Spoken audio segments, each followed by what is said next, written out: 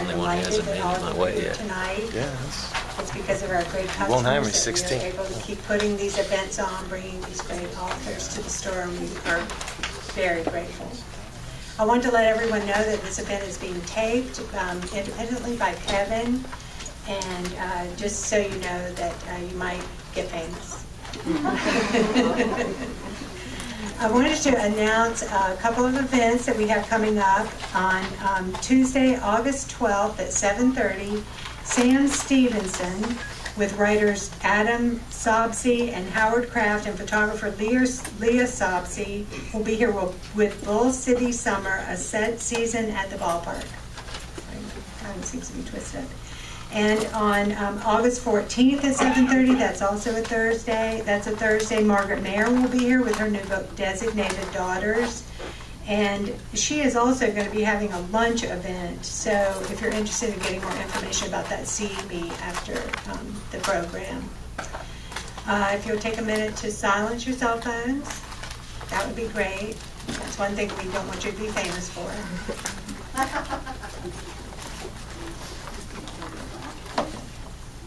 We are happy to have Karen McWilliams, who is a friend and co-worker of Kevin's, to introduce Kevin. She and her family live here, and she has been a trusted parental advisor, teenage advisor for Kevin's for several years now. Please help me welcome Karen to the podium.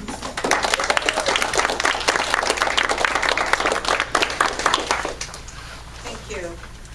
Good evening. It is my pleasure to introduce tonight's author and my friend and a parenting peer whom I respect. What I don't want to overshadow is he's also my boss, so I'll be brief. Well, maybe. There would be no more fitting way to introduce Kevin tonight than by reading a letter prepared just a few days ago by our loving teammate at Concord Hospitality, Deborah Punke. Deborah wanted to be here tonight, but as you'll hear in her letter, she has an event of her own to attend to. My name is Deborah Punke. I'm the Senior Vice President of Human Resources for Concord Hospitality Enterprises. I'm so sorry I cannot be there in person, but tomorrow morning I will be having surgery and will begin my own fight against breast cancer. I'm humbled and honored to introduce you to tonight's featured author, Kevin McAteer. I first met Kevin when he joined Concord in 2003, and it was love at first handshake. Not in a creepy way, but he's truly just that person you love to be around. He's your typical rough and tough, somewhat sarcastic guy from Philly with a not so typical emotional intellect. He's full of love and compassion. Our company, Concord Hospitality, develops, owns, and operates major branded hotels across North America, and we're ranked in the top 10 hotel management companies because our great leaders, like Kevin. Kevin joined Concord as a general manager of one of our hotels, and through his tireless dedication and spirited work ethic, he's evolved his career into his current position as Senior Vice President of Sales and Marketing. But he's just a guy, a co-worker, a husband, and a father, right? No, he's much more than that.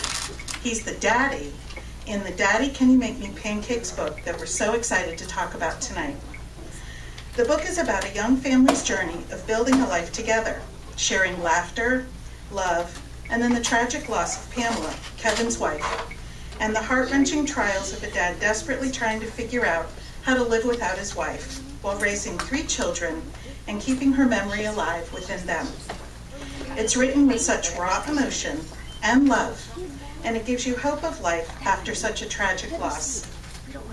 While Kevin thought he was just capturing stories on paper so his kids would remember their mom, his book has managed to inspire people around the world. Here are some of the excerpts from his reviews. It's honest and from the heart. The book not only deals with grief, but also gives hope of finding happiness while continuing to honor her memory. You will truly understand that laughter is the best medicine, that time is precious, and that regardless of what you endure in life, there is light at the end of the tunnel. A father's gift. Indeed it is. Deborah, you were here tonight.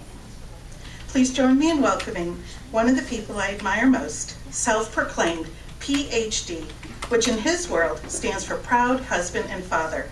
Welcome, Kevin McAteer.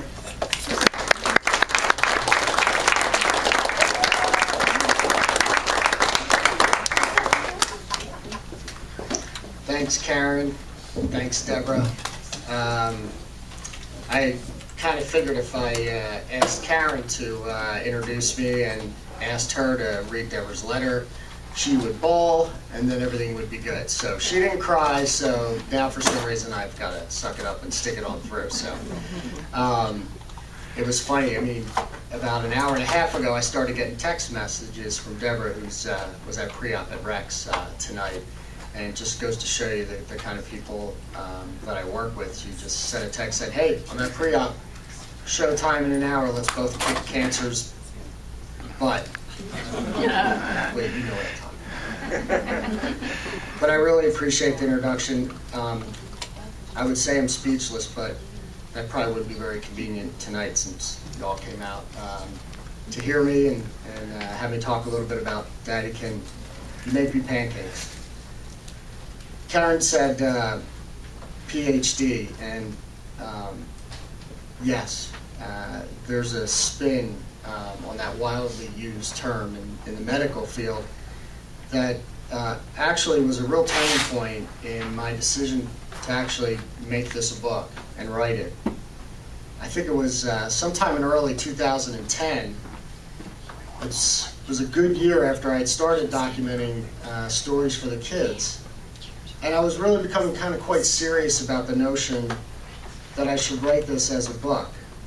And I went to go see one of my trusted advisors. I would tell you she was one of the members of my personal board of directors, as I would put it. Terry Kaczynski at Rex, who's a family counselor at Rex, and also was a key leader in the kids camp program. And it had been some time since I met with Terry, and so I was sitting in the office just catching up with her, and I wanted to tell her about, my idea about the book.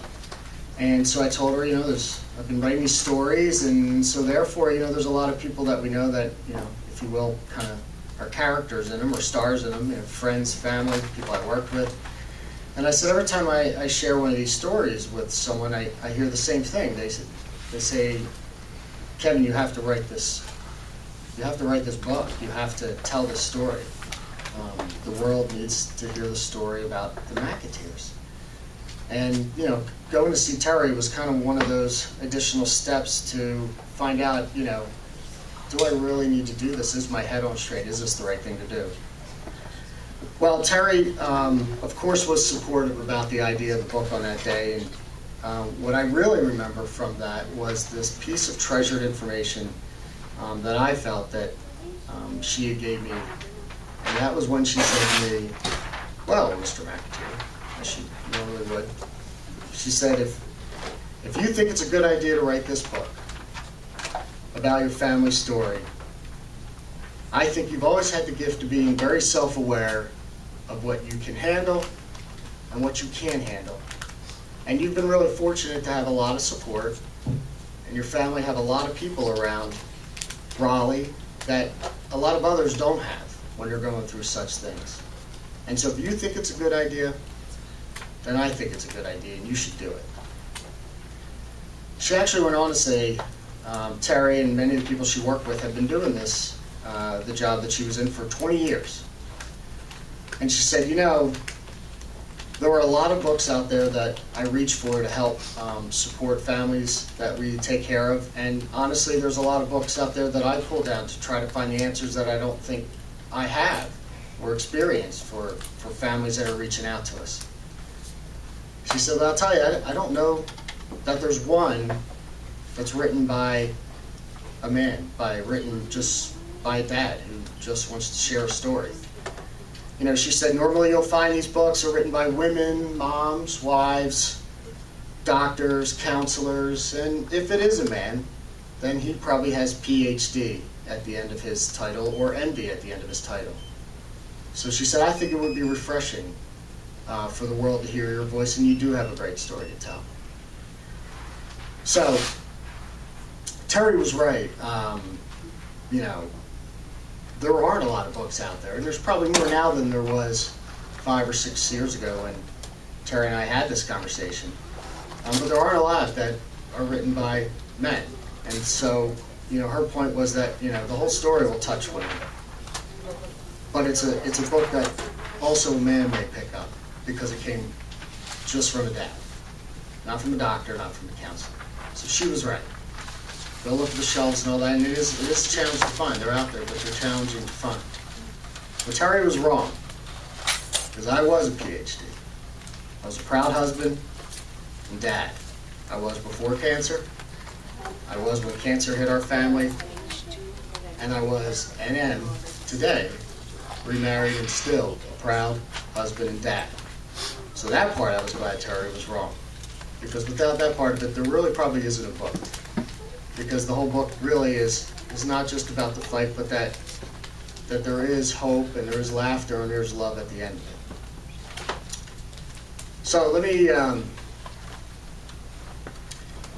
I've always said, my PhD came from a university not many of you have heard of, UKC, as I like to call it, the University of Kids Can. And that kind of leads me in to share this first excerpt of a chapter that's named Kids Can Scoring Touchdowns.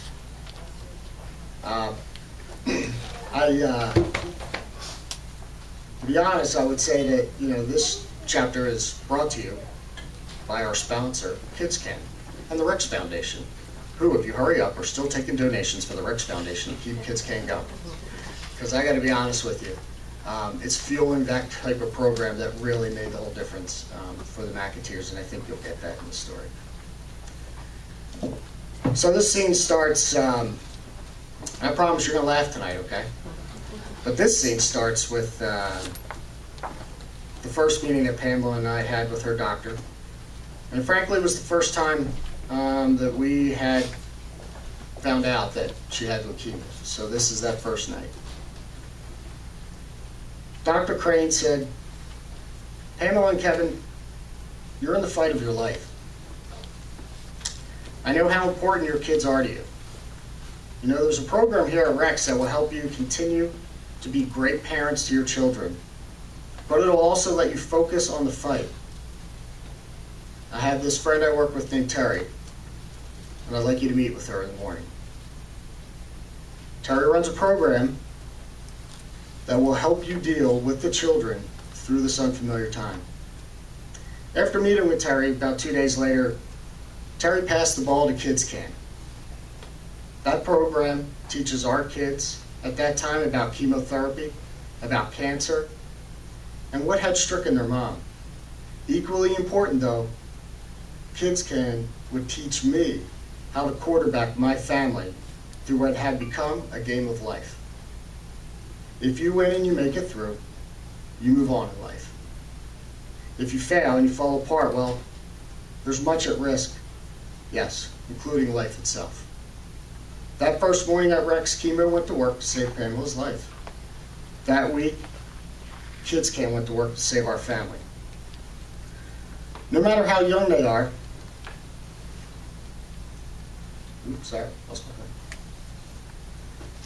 no matter how young they are, children need answers to their many questions.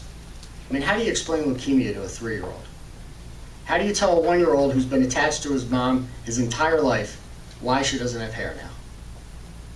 How do you explain to a 5-year-old who is actually a lot smarter than you want to give him credit for about this dreadful disease, look at him right in the eye and assure him everything's going to be all right, when you can't look in that mirror yourself and say the same thing? Kids Can gave me the tools and the confidence to handle those exact questions. Terry and her team shared their experience of working with children for more than 20 years. They do know how a 1-year-old thinks, a 3-year-old thinks, and a 5-year-old is thinking during those times. Unfortunately, they also know that when parents avoid preparing their children and don't answer their questions, children come up with their own answers. I now know the answers kids make up are usually, if you can believe it, much worse than the reality. Many high school and college graduates stop by to see Terry's office every year to say hi, pay their respects to one of the special women who helped them get through those tough years. These young adults don't come back because their parents have fallen out of remission. They come back because many of them were as young as my kids were when cancer hit their family. They come back to say hi to Terry, to show their appreciation for the great work she and Kids Can had done for them. And they come back to tell Terry, we're doing okay. And our grades are okay too. And honestly, they come back to say, and Mom and Dad are still feeling great, healthy as ever. There's a whole lot more to that story, which I hope you'll read and share with everybody, especially in this marketplace, in Raleigh and Durham and Cary, and we certainly hope to continue to spread programs like that throughout the United States. So within the book, I do expand a lot more on all the lessons that either we learned through Kids Can, or frankly were experiences that were passed over to us as we were going through our challenges. But since the book has been published, I don't get asked anymore why. Why are you writing a book? Which was kind of nice not to have to anymore, but I do answer the question often, how? How in the world did you write something so raw, so emotional? Well, to truly connect with you tonight on that, I'd have to turn every page of the book with you, which we're not going to do. So I'd rather share a story with you that I promise will make you laugh, put some smiles on your face. So this story, before I read it, starts with about 3 years after Pamela had passed. And it was a Tuesday morning. I was at a marketing meeting somewhere over by Crabtree Valley Mall. The meeting had ended early, about 20 minutes early, and I was in my car on my way back to the office, which was way up by like 640 and 540 at the time. It was one of the best days in Raleigh. It was like one of those middle of the season type days, 65 degrees, sunny, nice breeze. I mean, the ones that we all moved here from are the reason why those who grew up here won't leave and wonder why we all keep showing up. It was one of those just awesome days. And at that time still in my life, I was still trying to chase down just some peaceful moments. I mean, I would do anything just to not be a dad, not be a coworker. Just a little bit of time to just do nothing. So I'm sitting at the light to set the story up. I'm sitting at the light at Glenwood and Creedmoor. And I really don't know what drove me. I mean, all that did. And I decided to make a left. I made a left. I saw a shopping center, and there was a Marshall's there. And I decided, you know what? I'm just going to go into Marshall's and aimlessly walk around and shop. I didn't need anything except that moment to just do nothing.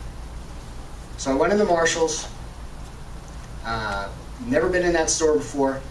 I walked around. I probably went to like the sportswear area and breezed through that. Probably looked at ties because I felt like I was supposed to be working. So if I look at a tie, maybe I'll feel better about being on the clock. There's a few people that are here that work with me. But a set of quail stays a quail, Rich. Books.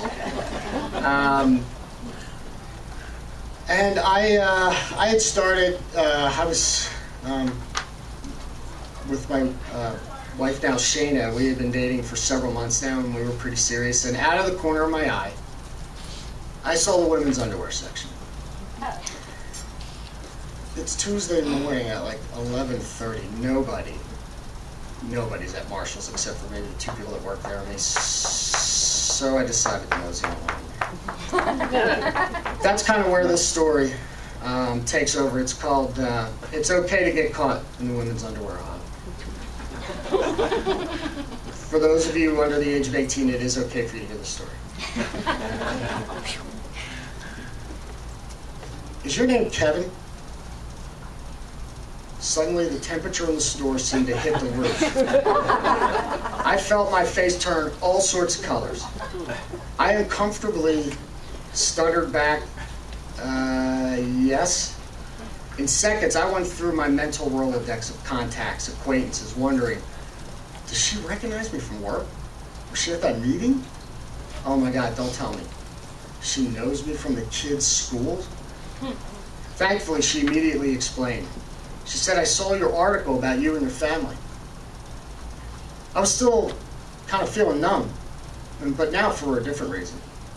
Article? What article is this? 3 years earlier, I had worked with the News and Observer on an article about our family, which is another whole chapter of the anxiety about doing that, and it had published a few months after Pamela passed. It's 3 years later. What article is this? What is she referring to? And why is she spying on me in the women's underwear section? Wait a minute. Yes. She has the wrong guy. Crap. She said my name. She cleared up the confusion. She said, I saw your article published in the local News and Observer online. I read about how you and your family dealt with cancer. I wanted you to know the article really helped me to have hope and confidence that my family can get through cancer as well. My husband was recently diagnosed, and he's in the middle of treatment at Rex Hospital. We have a couple of young kids at home, and your story both inspired me, it helped educate me on how to cope with everything. My husband's strong, but before I read about you and your children, I didn't know how I was going to get through it all. I told her I would keep her in my family's prayers, and I gotta be honest with you, at that moment, I selfishly started to ask God, help me find a way out of this underwear section. I casually stepped away, trying to politely break the conversation that was holding me hostage. I grabbed a few pairs of socks off the display. I started feeling my eyes fill up, and I knew I needed to make my way towards the counter, and I needed to get out of that store before emotions took over. Wow. Sat in the car and I just thought, it's been 3 years since it was written. That woman still found it and was touched in such a deep manner. At the same time, I was really bewildered by all these crazy coincidences that really caused this whole scene. What if I hadn't been invited to that meeting that morning? I would have never been in that area. What if that meeting ended on time? I would have never gone to Marshall's. I would have headed right up Creedmoor. I'd gone right to the office. I'd never shopped at that store. What drove me to go into that store? If I didn't take the risk of stepping towards the ladies' underwear section, she'd have never met me. Not on that day, not today, not ever. I pulled myself together, started my car, and wondered, how in the world is Shana going to react when I say to her, you're not going to believe what happened to me in the women's underwear section at Marshall's. Oh, and here are some socks I bought you. I hope they're your size. I skipped around. Obviously, there's a lot more to that story, but I'll let you guys learn about it on your own. You know, the book was created a little more about why it was written in the manner I wrote it. But I'll often get asked, you've heard about how it kind of got created, and you heard about why I made it kind of so raw and sincere. But a lot of people will say to me, how did you know that you could be an author? How did you know that you could write a book? So I'll tell you about a conversation that I had with some of my coworkers at dinner when I was out of town a few weeks ago. We were talking about the book, and they said the same thing. They said, how did you know? You've never written anything before. So I shared this story with them. This story's not in the book, but it is a single moment in time that I believe was the reason why I made to move to be a first-time published author. If I was going to write this chapter, I would probably call it, You Get What You Ask For.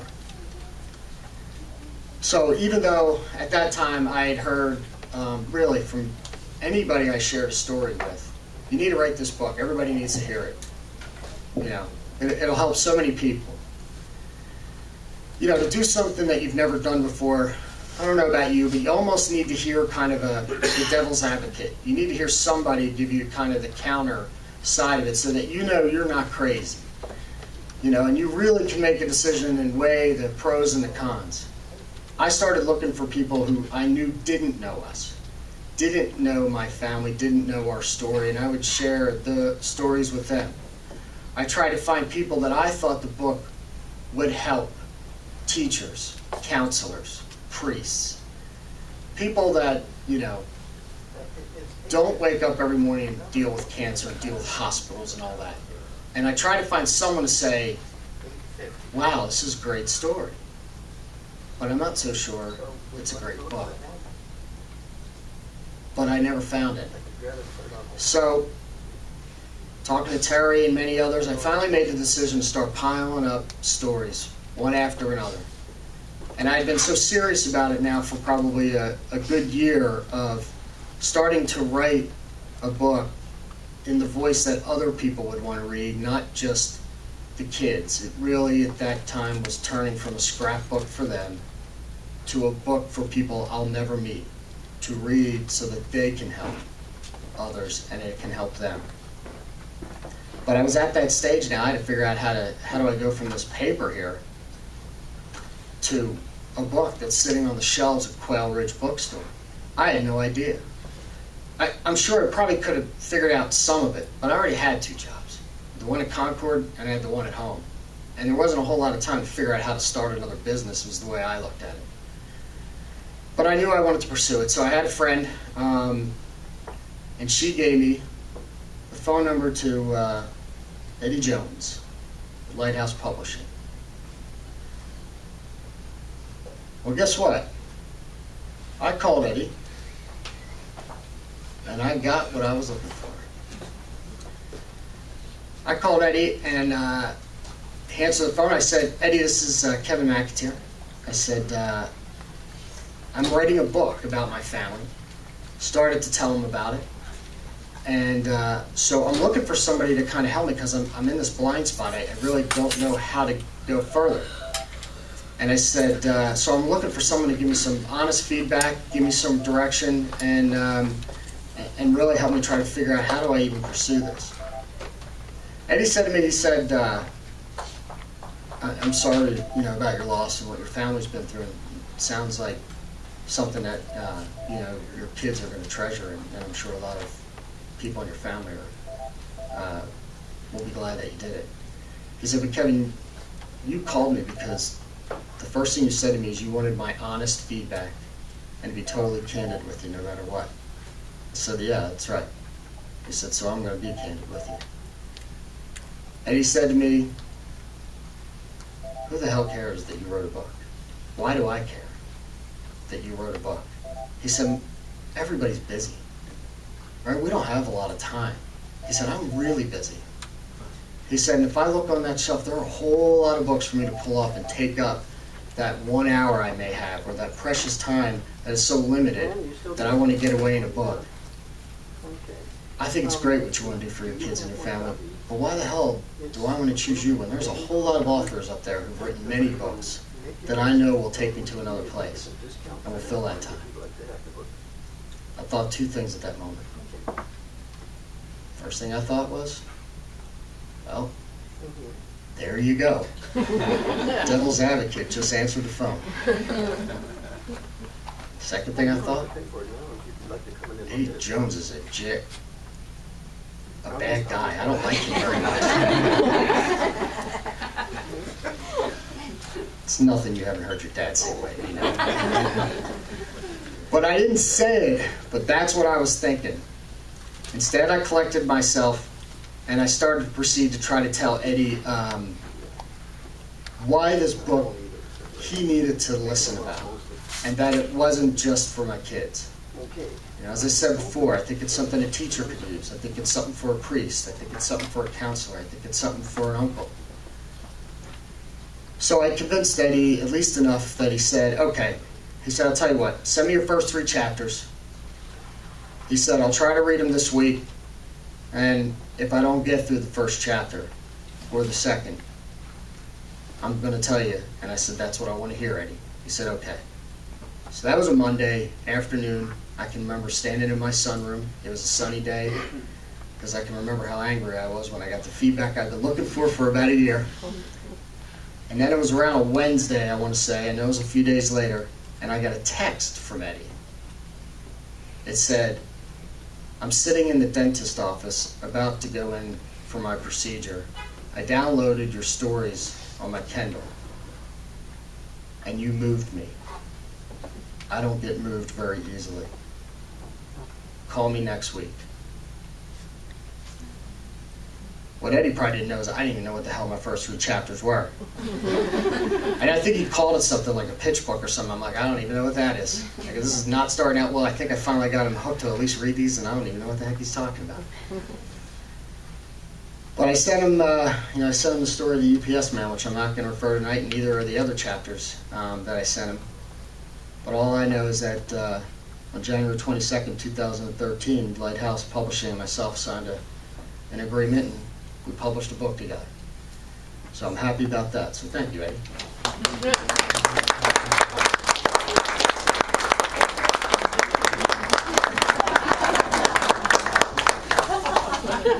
Eddie said to me, he said, hey, I'm going to come out, but I got somewhere else to go. And I said, oh, well, great. I said, I got a story to tell about you. I said, I don't know if you should leave before or after.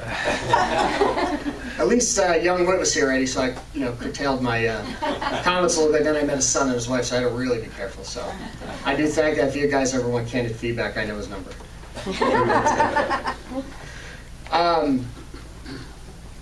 So if you could stay with me, I'm gonna kind of wrap up with just one more story. This is a little bit of. I didn't say this to Eddie the way I'm going to say it to you right now, because you kind of mature and you kind of grow with your book. So I know what the book is about now, and I think I was probably more desperate to try to get him to just give me some time than really know what it was about. But now I think I'd be a little bit more eloquent. What is this book about? Who is this book for? Yeah, it's for the teacher, and it's for the uncle, and it's for the widower. It's for the divorcee, it's for the mom, it's for the dad, it's for the grandparents. It is a book about an inspiring company to work for. It's about an inspiring mother. But it's about an inspiring place to live in, an inspiring community. And how kids, no matter how young or no matter how difficult it is to predict how they may feel and react, they too will inspire you. Especially those that are half your size. Monday morning, I was meeting with 2 very close co-workers of mine, as we try to do as often as we can, Matt and Bill. They're here tonight, and we just started talking about tonight in the book. And Matt said to me, he said, so what do you do with those things? So, well, you talk a little bit and answer some questions, and then, you got to read a little bit from a few chapters. He goes, dude, you got to read that book? Because that is an emotional book. And Matt wasn't questioning the book himself. He goes, his exact words were, this is not C-spot run, C-spot bar. Well, Matt was right. It is. So I'm glad I made you laugh a little bit. But my final story takes place in August of 2007. And I want to share this with you so that I can help convince you that really the most inspiring people are the ones that we look down to until they turn 13 and 14, and then you're looking at them eye to eye, you hope for a good period of time, and then you're looking up to them, and that's the kids. In August of 2007, this was my first run at getting all the kids into the right classroom, and the right school, and the right day. Really, all except for Christopher, my youngest. I needed to figure out some kind of daycare for him 5 days a week. Well, at least I thought Christopher needed daycare. That was until I had a conversation at our neighborhood pool with a friend of ours named Julie. All our kids were running around, jumping in and out of the pool, driving the lifeguards crazy, and Julie said to me, and I'll never forget this quote, she said, So what school is Christopher going into next month? This chapter takes from there. It's called Please Don't Let Go of My Hand. After a few calls and some emails, I was able to follow the breadcrumbs to a Miss Kathy. That was Amanda's teacher the year before at Good Shepherd Lutheran Church. And I thought Amanda had gone to kindergarten there and moved on to first grade now at Baileywick Elementary. Boy, did I have my head up my you-know-what. Apparently, Amanda was in preschool. And now, she was going to Baileywick to be a kindergarten student. When did preschool come into the whole picture? In quick fashion, I set up a call with Miss Kathy. Keep in mind, it's August. They're not lined up at their door waiting for you to call to find out that all of a sudden you realize you have to put a kid in their classroom. Luckily, I found her number, and Miss Kathy helped me get everything organized. I was happy that I found school for Christopher, especially since it would start in 6 days after we were about to return from a vacation. But meeting Miss Kathy brought on a whole new wave of anxiety. Miss Kathy hosted an orientation for the parents and the children just days before we were going to leave for Philadelphia and New Jersey. Spend 2 weeks going all over, seeing all of our friends and family who came down and supported us during our time in need just 5 or 6 months earlier. Miss Kathy's a senior teacher and very good at what she does. Miss Kathy's strict about the rules, and she gives the impression that even as a parent, you better toe the line or she will yank that ear off. Here's what I recall from Miss Kathy's opening remarks. No parents in the classroom, no peeking through the windows, no parents waiting outside the classroom door. Absolutely every kid must be potty trained before the first day of preschool, or they have to wait another semester before they start.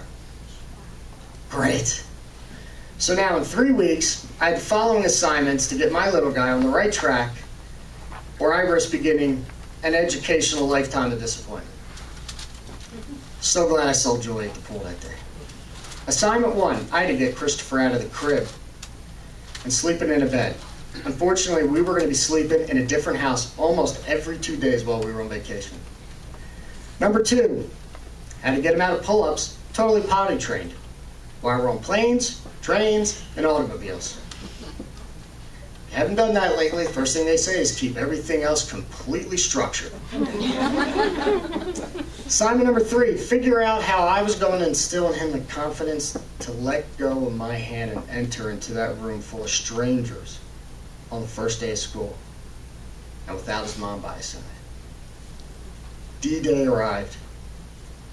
It was time to take Christopher to the first day of school. All I could hear in my numb brain was Miss Kathy saying to the parents, I know it's hard to let your little ones go, but let them go, you will do.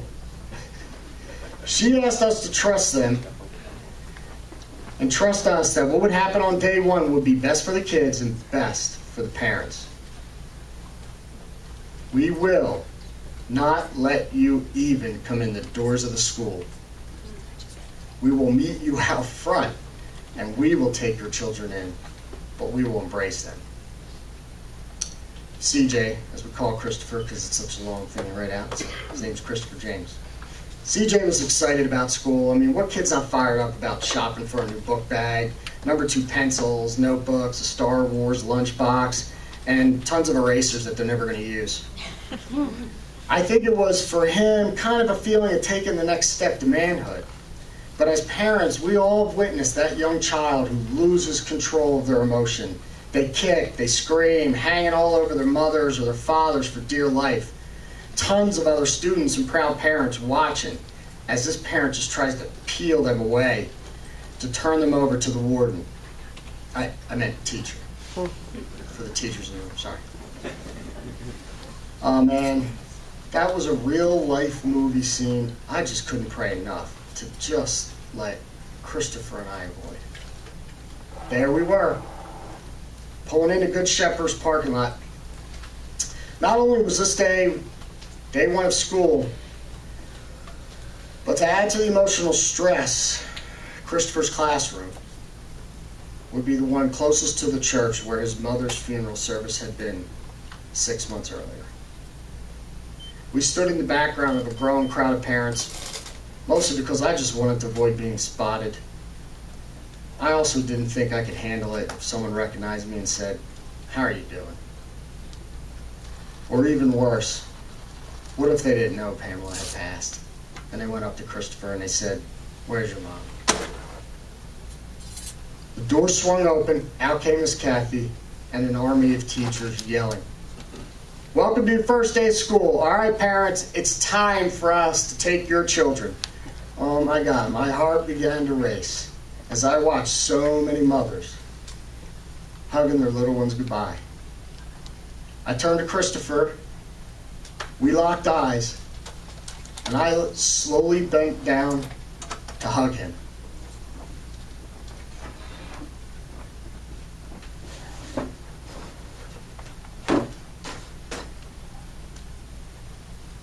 I wanted to wish him a great first day. But before I could get down to his level to wrap my arms around him and his overstuffed school bag, he stuttered, "Okay, bye, Daddy, love you."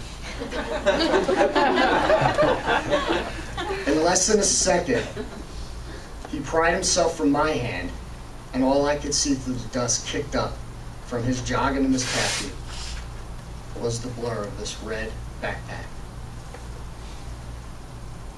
The rest of the chapter, you're going to have to read, because I don't think I can right now.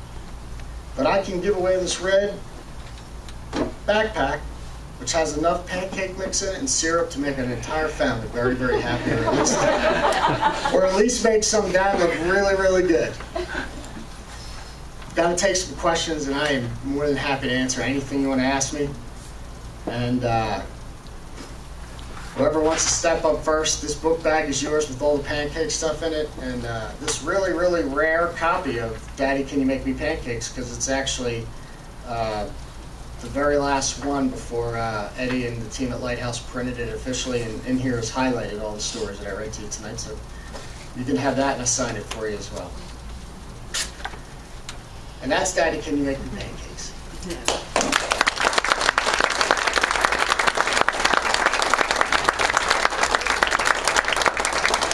If you're afraid to ask questions, it is not pancake by scratch.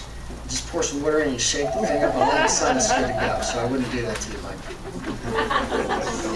But I'm happy to meet all of you and sign some books. But till then, if there are any questions that anybody has or anything they'd like to know, I'm more than happy to take some time to answer.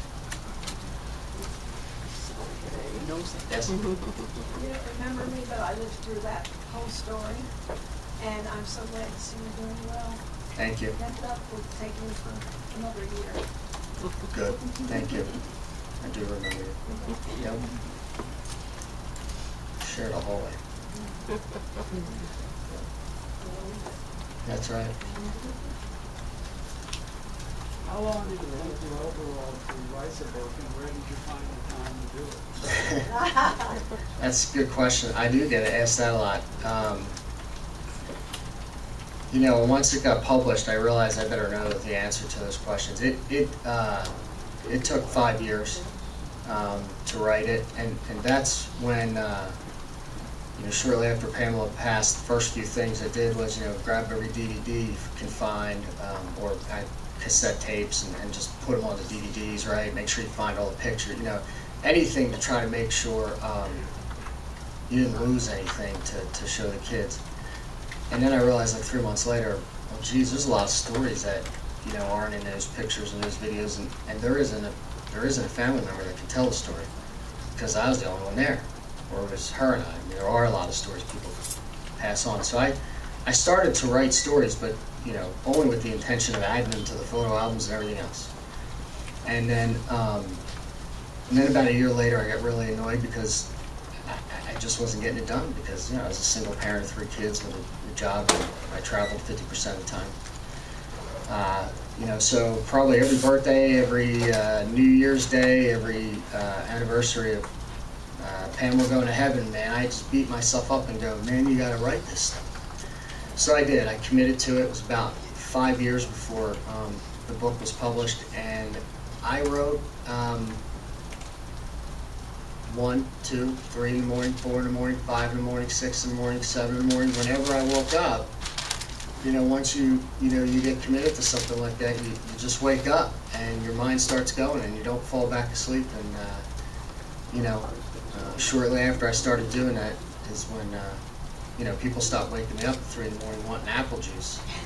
So it made the morning busier, but yeah, I mean, it mostly had to get done during those times. Or I'll tell you, the only other time, and I talk about it in the book, is when I was on airplanes.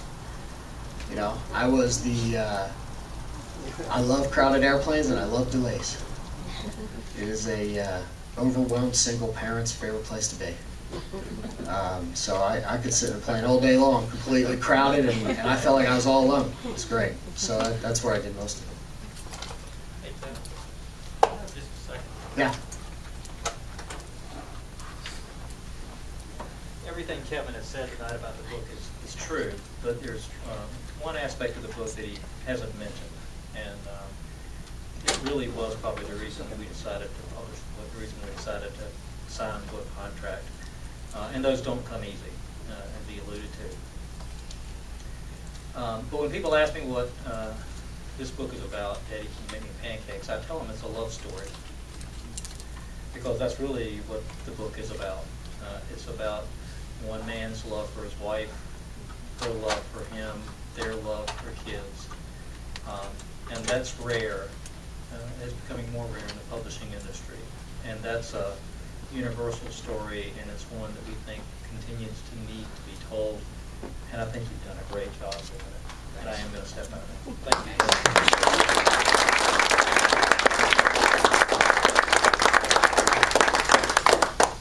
What percentage of the stories did make it? Mike, there's a lot of stories that I wrote that I never, once it went from a scrapbook to a book for everybody else to read, those were stories that I just held back and I'll give to the kids someday. But it was interesting, I didn't know how do I get to this pile of paper to a book. So as I worked with Eddie, I tried to put stories in there that were still just of, Pamela and I before the kids were even born, stuff that I just wanted to be a legacy for them to know who she was as a person. And so I put some of those in there, and there's stories of, our life as a family of 5 before cancer, during it. And then I started adding a lot of stories about after, and just the 4 of us, all the way up until meeting Shana and getting married and blending a family of 6 kids. So there's a lot of stories that I would have just written for them and given to them on a note paper, but as I organized all that stuff in what I thought was kind of a timeline of like 3 different lives, ending with the one that I have today, they never changed a thing. And so that was kind of interesting because, this is my first time. So I said, just never be afraid. You got to tell Eddie that, right? So don't be afraid to be honest with me. I said, you want something taken out, or it's too much of something, or you want it moved around, and not even the order of the chapters ever changed. So it's exactly the way I handed it into them, and, other than them, probably cutting down some of my run-on sentences, that was about it. What do the kids think about their dad being an author? Well, they seem to love it. I won't kid around that there's major anxiety about being so honest and raw and putting yourself out there. We did it with that N&O article, and I can tell you when it hit the driveway, you read more about it, but at the time I thought it was one of the worst days of my life. Luckily, running into Lynn, Pamela's mom, and her brother Chris and everything later on that day, I found out it was the right thing to do, and I trusted my gut it was a good idea. I thought over and over again, boy, it would really stink to put all this effort into it, think you're doing the right thing, and then find out, your 14-year-old teenage son didn't like the idea of you talking about him naked at a Lego table. Actually, I know he's read some of it, but I don't think he's read up to that chapter yet. So. Anybody who knows him, can we just keep it between Quail Ridge, right? So, but outside of that, they've loved it. I mean, our company's been great. They've put me out on our company website and announcements, and they've seen press releases.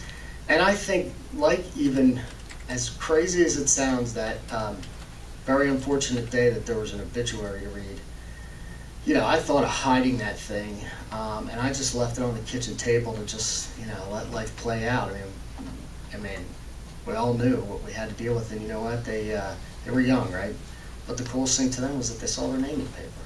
And so I still think today that the coolest thing to them is that they go back to being little kids and they're like, I got my name in the paper. And I've even had some of their friends say, hey, I read your book. And, I think those are sometimes the most awkward moments. It's not my kids, but, some other 10-year-old, someone else's daughter going, I read your book, and it's great. And you're just like, how do you respond to that? Like, you're awesome. Text me, ping me. So yeah, they love it. So just don't. Maybe I should have taken that one chapter out. So do you have the high school teacher that said that you're never going to mount anything that you can send it to? Yeah, except I would need a case. If you happen to be here, let's just knock it out now. Anybody else? So at the end of the day, it's a love story. What would Pamela say to you? I don't know. I would hope it'd be as simple as you did good. You did good. And other than that, I think it's for everybody to read it and try to figure that out. This isn't a question, it's more of a comment. I felt like I knew Pamela after I read the stories about her. The picture of the tub, not the tub, but the pool in the basement. She filled up with all this water. And it actually gave me a different image. I majored in math. My husband was a computer scientist. We're very realistic people. And to have this pool full of water and all these kids having a blast has changed my image in how to look at people. And I said, people have different ways of going about this. Yeah. I don't necessarily I have one way, and it's not necessarily the right way. So thank you. You're welcome. You're welcome. But you don't want people who are in math and all that putting pools in their basements and being crazy. I think the great, if I can comment on that, the greatest testament to that is I've had a lot of people, there are people that we got very, very close to in the neighborhood and in the schools, like shortly after. We went through that tragedy, and we'd only lived in Raleigh for a few months. We relocated from Jersey, and within a few months, she, unexpectedly got diagnosed. So, Pamela's, incredibly social person. If you've ever met my daughter Amanda, that's her. But people have known her or not known her. They've all said the same thing during that time, even after they read the book. Is I just wish I could handle my anxiety, my stress, all these kids, this one kid, these 5 kids, this school, I just wish I could do it like she did.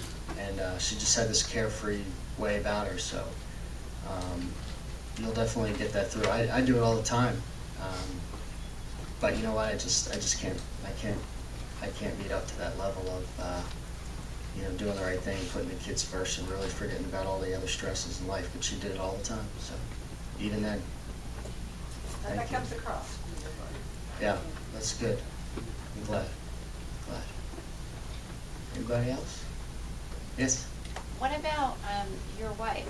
Like today I was thinking about that when it first came out. I just thought if I was her, I'm sure there's probably mixed emotions of it's sad for you because she loves you, and then now you guys have a life now. So how has that been through this journey?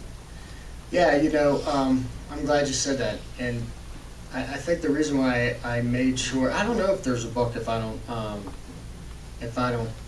fall in love again and get remarried. And there's someone in the room who I always said, I remember walking down that aisle and I said, you don't get a choice. And so you can read about that. But I don't know if I write the book. It maybe stays a scrapbook, because to me, then where's the happy ending? You know, so it's trying, you know, on her for sure. And I really was intent about the book, because I have 3 stepkids, you know, now too, and the book is about, you know, my kids and I, and it's about their mom, and it's about my wife, but it's about when Pamela was not around for years, and we had to try to make it. And I'm just lucky and fortunate that there was actually some chapters put in there at the end of the YMCA soccer field and falling in love and all that good stuff. And I think my dad would tell you that we were meant to find each other. Shane is divorced. You know, I've never been much around divorce my whole life. I had one friend who had divorced parents, but it was so far removed from when it happened that I really was never all that close to it. But you know, I think divorce and death have a lot of very similarities, and I was a lot further along in my healing. And so my dad always says, you know, part of you being here is to help her through that tough time, you know, which, as we all know, you know, divorce can be just as brutal as death, and sometimes you'd even consider taking the other. So I think she appreciates what I've been through, and I certainly know that she's no stranger to it, and at the end it's just all about the kids. So she's actually watching 6 of them now. 5 of them, actually. If Amanda wasn't out of town, she'd have been here tonight. And if she would have been here tonight, then the entire Bailiwick School District would have been here tonight. But she's here because I don't know that I get through that last story, or maybe any of this. And so, and they were more than happy to play Xbox and run around the house and drag her up the wall. So, but thanks. I think about that often. I tread lightly, you know, because if she throws me out, I'm like up either way. Anybody else? All right, I got a book bag for you, so you got to find someone to make you pancakes. Yeah. Or you can make somebody else really, really happy. But I'm going to let you have it since you asked the first question. I know. Thank you, everybody. I'd like to take a second and either meet you or sign your book if you'd like me to. Whatever, I'll be around for a while. Thank you. The books are for sale at the counter, and he'll be nice to your time. It's a little low, isn't it?